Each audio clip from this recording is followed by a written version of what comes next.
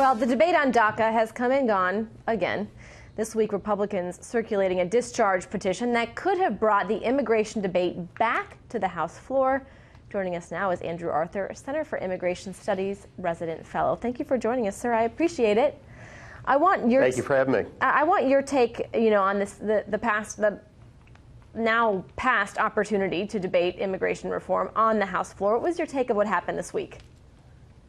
Well, it's an interesting situation because there is both a Queen of the Hill resolution that's pending that would take power away from the Speaker of the House, put it in the hands of the minority to bring an immigration bill to the floor, and also a discharge petition for that resolution.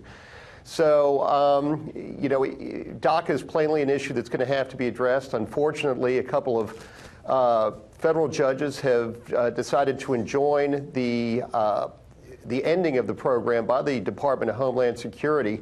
There really isn't any incentive on the part of the Democrats to negotiate, and the Republicans are basically negotiating against themselves. Well, yeah, and you talk about incentives, so I'm curious, is this really showing the rift or the gap between some GOP members and also some very conservative members of the House? And do you want to see that ahead of 2018 midterms?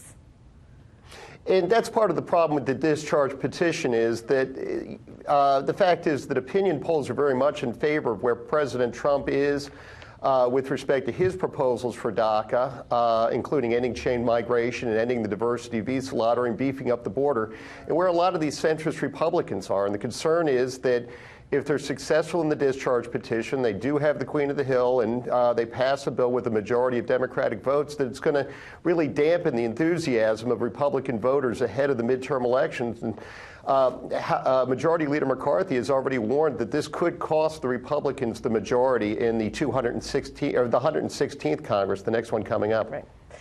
You talked about dampening enthusiasm. I want to play a quick soundbite from the president. This was on Wednesday, and I want to get your reaction, so listen here. There could be an MS-13 gang member I know about. If they don't reach a certain threshold, I cannot tell ICE about them. You wouldn't believe how bad these people are. These aren't people. These are animals. And we're taking them out of the country at a level and at a rate that's never happened before. The president doubled down on those comments a little bit later in the week. Helpful or hurtful?